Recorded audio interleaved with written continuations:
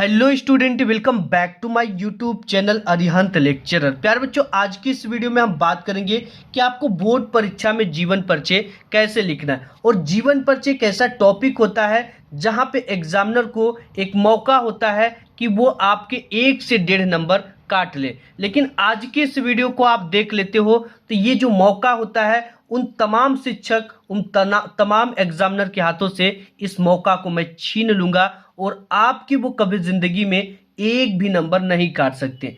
आज की इस वीडियो में हम बात करेंगे जीवन परिचय कैसे लिखें, ट्रिक से इसे याद कैसे करें और जीवन परिचय लिखने का सबसे बेस्ट तरीका क्या होता है।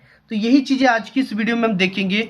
देखिए बच्चा, आपने एग्जाम की कॉपी में क्या लिखा है ये कम मैटर करता है, आपने कैसे लिखा है, आपकी प्रेजेंटेशन क्या है, ये सबसे ज्यादा मैटर करता है। तो आज की इस वीडियो में हम बात करेंगे कि बोर्ड परीक्षा में आपको जीवन परिचय, ठीक है, जीवन परिचय को कैसे लिखना है। आज की इस वीडियो में एक ट्रिक बताऊंगा और इस ट्रिक के माध्यम से आप 1 से 1.5 पेज तुरंत जीवन परिचय लिख दोगे। सिर्फ 5 पॉइंट आपको याद करना है, ठीक है, कैसे लिखे ट्रिक से। और सबसे महत्वपूर्ण जीवन परिचय तुलसीदास जी के बारे में बात करेंगे जो कि 110% आपके एग्जाम में ये आएगा, ठीक है। तो तुलसीदास जी का जीवन परिचय टॉपर कैसे लिखते हैं, मैं खुद एग्जामिनर हूँ, 7 सालों से बोर्ड एग्जाम की कॉपी चेक कर रहा हूँ। मुझे पता है कि टॉपर अभी कैसे लिख रहे हैं, अभी का जो नया तरीका लिखने का वो क्या है, ठीक है, और टॉपर कैसे लिखते हुए आ रहे हैं। और जो तरीका बताऊंगा टॉपर भी इसी तरीके से लिखते हैं और ऐसे ही लिखते हैं, ठीक है। और ट्रिक से कैसे लिखिए, वो कैसे याद करें, आज की इस वीडियो में हम बताएंगे आपको कैसे लिखने पर टीचर आपको फुल मार्क्स बिल्कुल देंगे। देखो बच्चा, मैं आपको बता दूं कि अगर एक टॉपर स्टूडेंट जीवन परिचय को लिखेगा, ठीक है, तो उसे 7 में 7 पूरा का पूरा नंबर मिलेगा। वहीं एक अगर नॉर्मल स्टूडेंट लिखता है तो उसे 7 में 5 नंबर, 4 नंबर मिलता है। यानी इसकी जो 2 है नंबर है, 3 नंबर है, ये कहाँ पर कट जाते हैं और क्यों कट जाते हैं। अगर आज की इस वीडियो को आप मिस कर दोगे तो दोबारा ये नहीं जान पाओगे कि इसके नंबर कहाँ पे कट गए। अगर आज की इस वीडियो को आप देख लेते तो आपकी कभी जिंदगी में एक भी नंबर नहीं कटेगा, ठीक है। देखिए, लिखना कैसे जीवन परिचय, सबसे इंपॉर्टेंट चीजें ये है।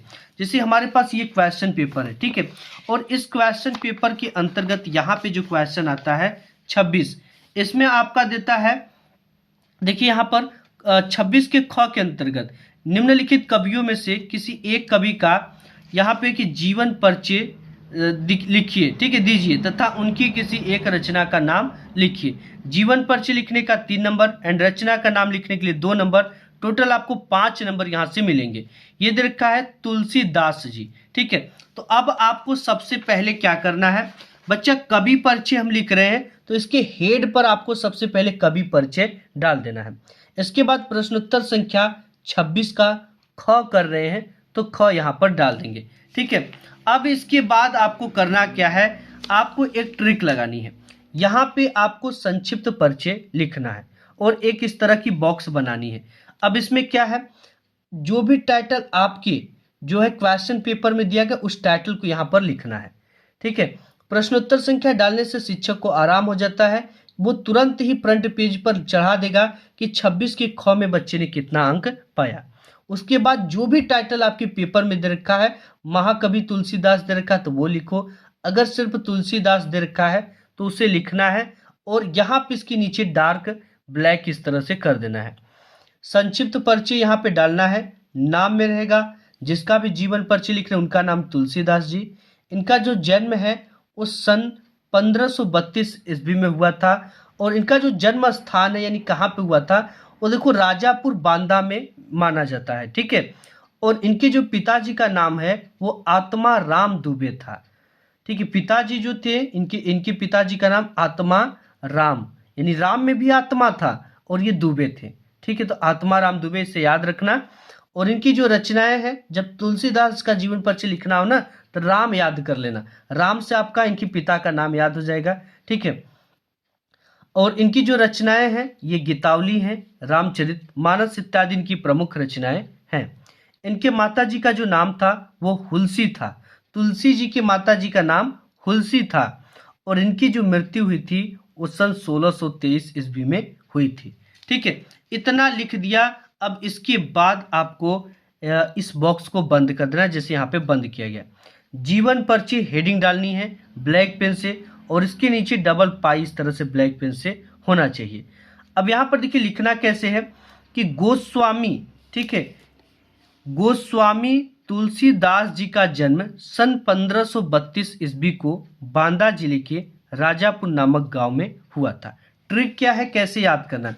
सबसे पहले तो जिनका जीवन परिचय लिख रहे हैं उनका नाम क्या है, गोस्वामी तुलसीदास का जन्म कब हुआ था, सन 1532 ईस्वी में।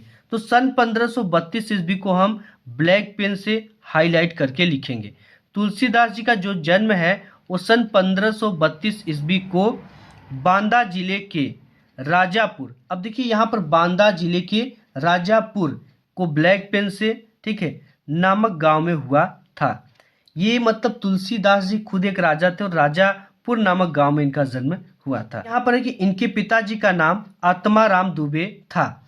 अब यहाँ पे इनके पिताजी का नाम आत्माराम दुबे था, ठीक है, तथा इनके माताजी का नाम हुलसी था।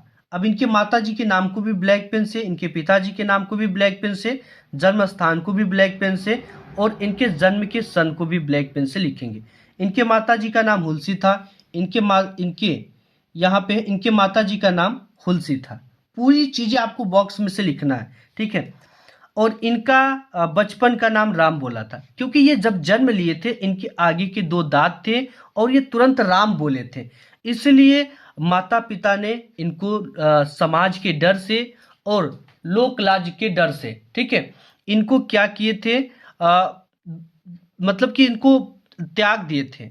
ये लोग कहने लगे कि ये राक्षस है, ठीक है। इनके जन्म लेते ही इन्होंने राम बोला था और इनके आगे के 2 दांत थे, और ये जो थे सरयू पारीण ब्राह्मण थे, और इनके जो माता पिता ने इनको बचपन में ही त्याग दिए थे इसी वजह से कि ये राम बोले थे और इनके आगे का 2 दांत था, जबकि छोटे बच्चों का ऐसा नहीं होता है, ठीक है। तब इनके आगे देखते हैं कि तब इनके जो गुरु थे वो स्वामी नरहरिदास थे, ठीक है।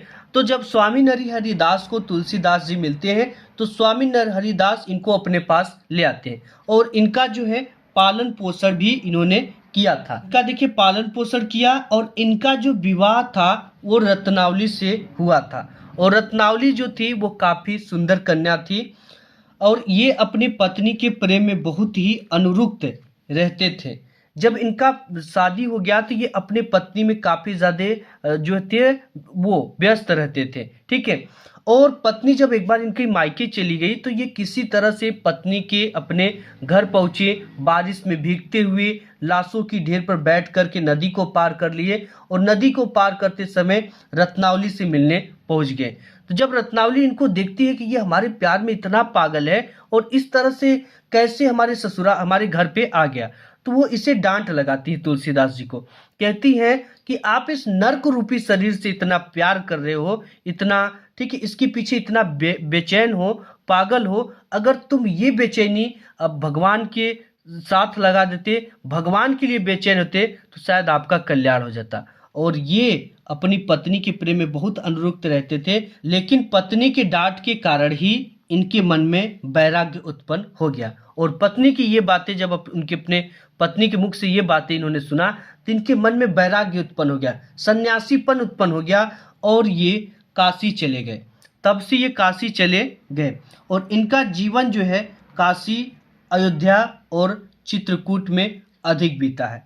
यानी अपने ज़्यादा से ज़्यादा समय को इन्होंने अयोध्या में और चित्रकूट में बिताया है, ठीक है। और इनकी जो मृत्यु है बच्चा वो सन 1623 ईस्वी में काशी के 80 घाट पर हुई थी, ठीक है। इनका जो मृत्यु हो गया था वो सन 1623 ईस्वी में काशी के 80 घाट पर हो गया था। अब ये तो पूरी चीजें आपने लिख दिया। अब यहाँ पे इनकी मृत्यु को भी ब्लैक पेन से, इनके गुरु को भी ब्लैक पेन से, इनकी पत्नी को भी ब्लैक पेन से हाईलाइट करके लिखा गया। और एग्जामिनर आपके ना इसको पढ़ेगा नहीं, सिर्फ ये चीजों देखेगा और आपको नंबर दे देगा। 3 नंबर आपको यहाँ तक लिखने का मिलेगा। इसके बाद तुलसीदास जी की महत्वपूर्ण रचनाएं में क्या है, रामचरितमानस है, गीतावली है, विनय पत्रिका इत्यादि इनकी प्रमुख रचनाएं हैं। 2 से 3 रचनाएं आपको लिखना है कम से कम, ठीक है। और आपको यहाँ पर पूरा का पूरा नंबर मिल जाएगा। इस तरह से लिखोगे तो आपके एक भी नंबर नहीं कटेगा। ठीक है, आज की इस वीडियो में बस इतना है। वीडियो पसंद आए तो लाइक करना, अपने दोस्त यार में से शेयर करना। मिलूंगा एक नेक्स्ट वीडियो में, तब तक के लिए धन्यवाद।